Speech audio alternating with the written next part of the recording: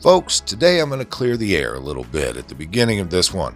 I've wanted to do this for a while now, and I certainly hope I don't offend too many of you out there. You see, it's like you can feel the loyalty and allegiance to all things Trump wither away. Now, we've been watching this unfold in the conservative media for years as the mainstream soldiers do the bidding of the big networks, especially with their new darling down in Florida. But it sure feels like with each passing day that the orange man stays away from Twitter and becomes a distant memory on Fox News and other outlets, that the cries that he's a pro-vax shill get louder and louder, and the temptation to twist his every word becomes stronger and stronger for the typical supposed brilliant conservative content creators.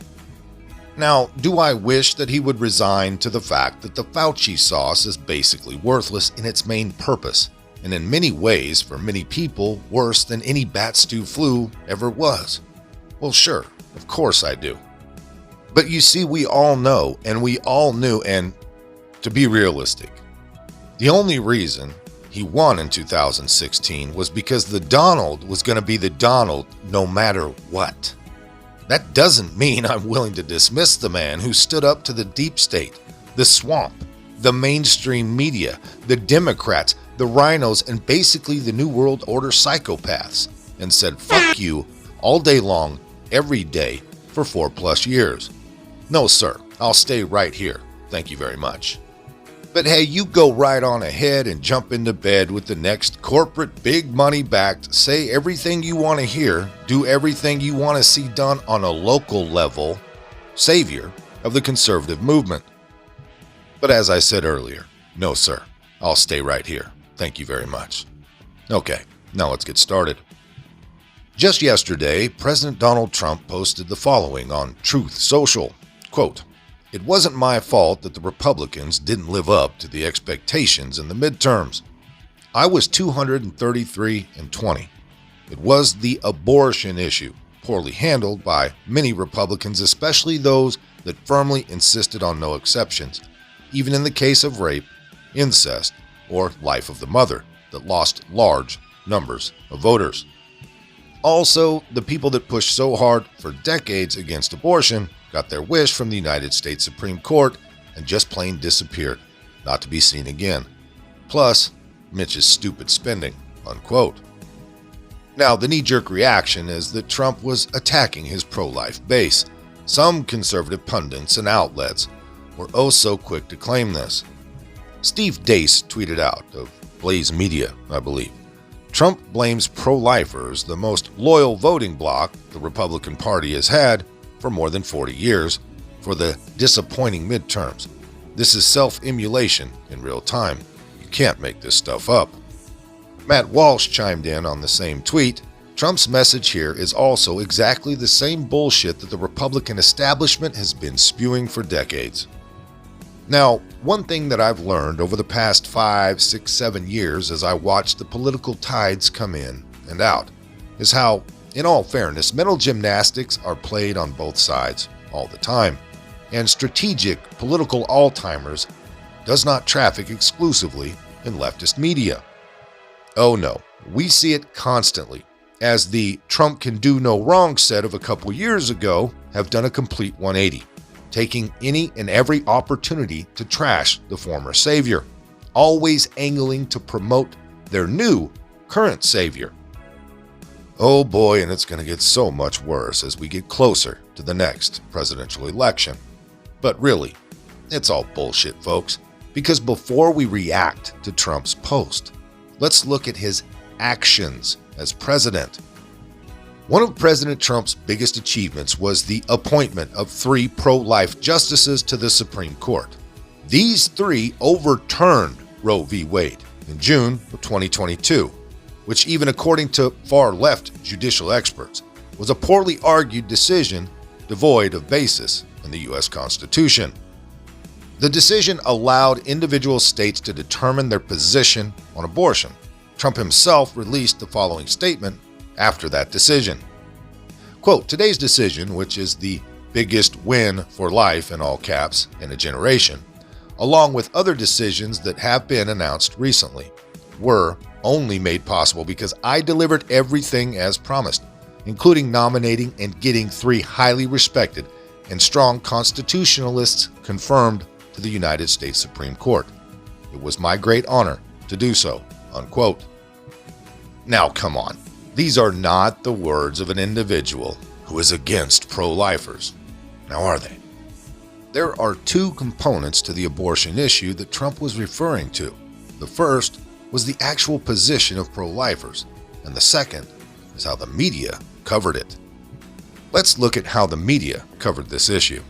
Former GOP Senate candidate in Pennsylvania, Dr. Oz, said, quote, "I don't want the federal government involved with this at all. I want women, doctors, local political leaders letting the democracy that's always allowed our nation to thrive to put the best ideas forward so states can decide for themselves." Unquote. Now, what Dr. Oz was trying to say is that lawmaking must occur by consulting all parties involved. It was a sensible statement to make and one with which many would agree. However, facts don't matter anymore now, do they? It is how the media covers and twists those facts that matters. The mainstream media claimed that Oz thinks the decision to have an abortion must be among a woman, her doctor, and local politicians. This spin was amplified to such an extent and made to seem like the position of the overall GOP. There were many other pro-life messages that were twisted. You see, the media extrapolated it to suggest that the GOP's next target would be to restrict contraception. We knew, and most importantly, they knew, they being the mainstream media, that most people, and by people I mean the low IQ masses, are casual or headline consumers of the news. They believe headlines and vote based on that. Sorry, not sorry. The spin on Oz's statement made it appear that local GOP politicians would be involved whenever a woman visited her gynecologist and even mentioned the word abortion. You see, folks, nothing really works better than fear. Perhaps women fear legal action or even imprisonment. Perhaps men fear this too for their wives, daughters, sisters, etc. Perhaps they voted Democrat to be on the safe side. These being the people you still see wearing masks in the grocery store or all alone in their cars. The pro-life message was never going to be a real problem in the red states. However, in swing states, perhaps Democrats managed to score enough points which made the difference between defeat and victory. According to exit polls, 27% said abortion was the #1 issue during the midterms, ranking just behind inflation. In most years, abortion doesn't even crack the top 10. Once again, per usual, the GOP failed in countering the media narrative and delivering a coherent message on abortion. They failed to expose the Democrats' position, which isn't really pro-choice, but pro-abortion. But they always fail when it comes to points of communication, now don't they? They certainly failed to reveal that most blue states have unrestricted abortions on demand until the point of birth. Under California law, minors can receive abortion services without knowledge and consent from the minor's parent or legal guardians. This is an extreme position that most voters would never support. But of course, the GOP failed to make voters aware of this. This is what Trump was pointing out. So now let's look at the position itself. Conservative pundit Matt Walsh claims the following in a Twitter thread. Quote, "Opposing abortion with exceptions is a morally incoherent position. Either the child in the womb is a human being and abortion is murder, or not. If not, there is no reason to oppose abortion at all. But if so, it is insane to support murdering a child under any circumstances." He continues, "Abortion is the literal murder of a baby, but I'm okay with it sometimes. This position simply makes no sense. It's indefensible and half-baked." Unquote. So this means no abortion under any circumstances, irrespective of the gestation period. Now, far-left Democrats want abortion for all, including minors, with no restrictions, while the pro-lifers want no abortion at all. Okay, now let's move on to the final statement in Trump's message about Mitch McConnell. We knew that Mitch McConnell didn't adequately financially support many MAGA candidates. He withdrew money at key junctures, He badmouthed MAGA candidates prior to the election, which is the equivalent of calling for their defeat. Now, this was quite simply a calculated move. A big MAGA win would be a verdict against the establishment. This would mean Mitch McConnell would have to go.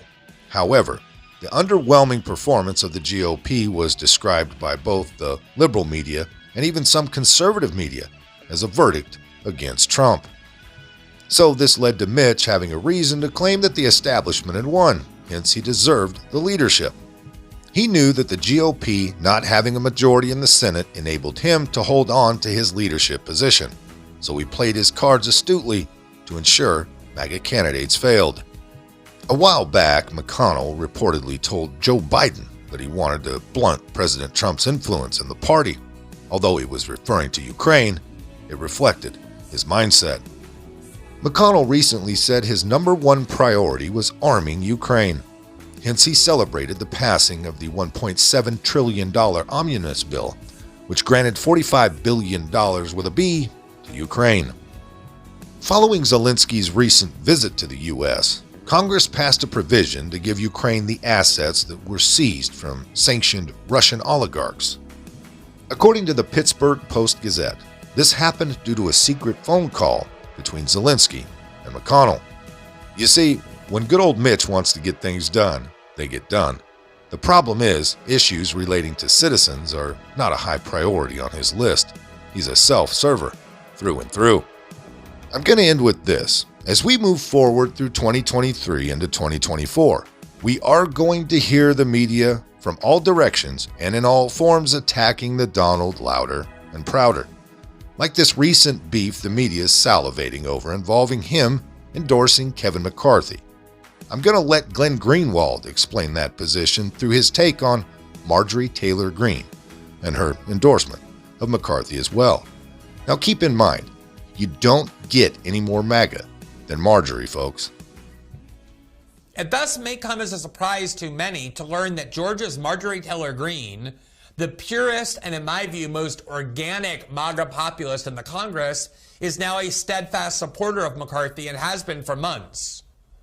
That is not because Congresswoman Greene suddenly became a compliant soldier eager to appease Washington's power players or do what she's told. That is not her at all. To the contrary, it's because she forced McCarthy to accept and then publicly acknowledge the reality that among the Republican voting base, she is clearly one of the most influential, trusted, and respected members of Congress. Arguably, after Donald Trump himself, there is no politician who holds more sway with the still large and vibrant group of Trump voters on whom the Republican Party still relies. You may recall that Nancy Pelosi and the Democrats created a brand new precedent by stripping Greene of all committee assignments, not due to any behavioral infractions or ethical violations, but because of their distaste for some of her statements prior to being elected to Congress. As is true of Pelosi's equally precedent-breaking decision to reject McCarthy's nominee for the January 6th committee because she wanted the appearance of bipartisanship without the annoyance of actual disagreement, and thus herself put the easy-to-manipulate Liz Cheney and Adam Kinzinger on the committee as her Republican pets, McCarthy, in order to secure these outstanding votes, agreed to those precedent-breaking moves by Pelosi, to use those precedent-breaking moves by Pelosi to remove both Adam Schiff and Eric Swalwell from their perches on the House Intelligence Committee. In Swalwell's case, because he got caught having an affair with a Chinese spy, and in Schiff's, because he's a pathological liar whose compulsive deceit is quite plausibly inconsistent with his ostensible role in overseeing the CIA and other agencies of the intelligence community to ensure integrity and transparency. As a side note, note that all those liberal academics and historians and journalists who drape themselves in an endless array of sanctimonious lectures during the Trump era about the sacred value of normalcy. This is not normal, they tweeted virtually every day during the Trump presidency. They had nothing to say when Pelosi broke with centuries of tradition in these House maneuvers other than to clap and giggle in approval. But back to Marjorie Taylor Greene. Months ago, she secured a promise from McCarthy to restore her to her committee assignments, and not just any committee assignments, but the ones that are among the most powerful and coveted and important in the House, including the House Oversight Committee, that will allow her to dig deep into all sorts of scandals, from the coercion from Democrats and the FBI to pressure big tech, to censor whatever information they do not want the American people to see, to how it is that a large group of former intelligence officials induced most corporate media outlets to ratify an outright lie that the Hunter Biden laptop was, quote, Russian disinformation, and then induced Twitter and Facebook to suppress that story in the days right before the 2020 election, all based on that lie.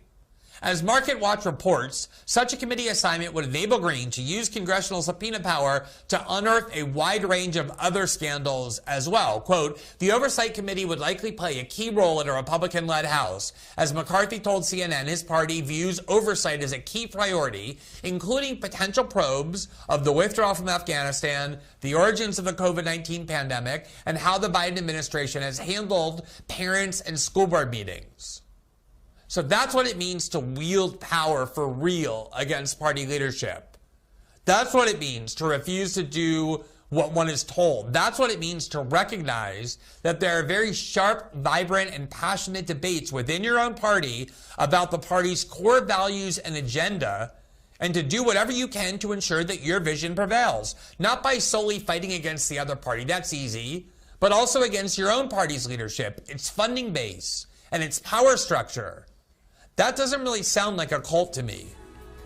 So basically, Trump and Marjorie have McCarthy by the short hairs so badly that he'll allow her, and by proxy Trump, the ability to go bananas investigating anything they want, just to get the speaker position he wants.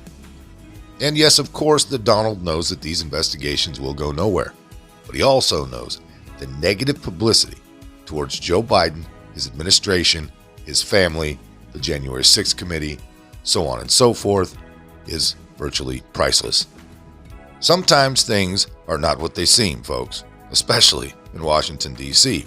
And when the media knows that, they can take advantage of you not knowing all the backdoor deals and details going on, and they will most definitely capitalize on that, better solidifying their narrative. Plus, not for nothing, but Jim Jordan's biggest donor is Google. So once again, things aren't always what they seem.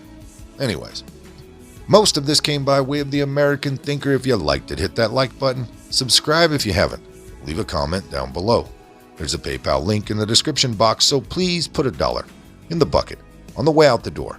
I'd like to thank everyone for all your donations. They're much needed and much appreciated. Now, with all that being said, we'll see you next time. Come on, move! Move! Easy, easy.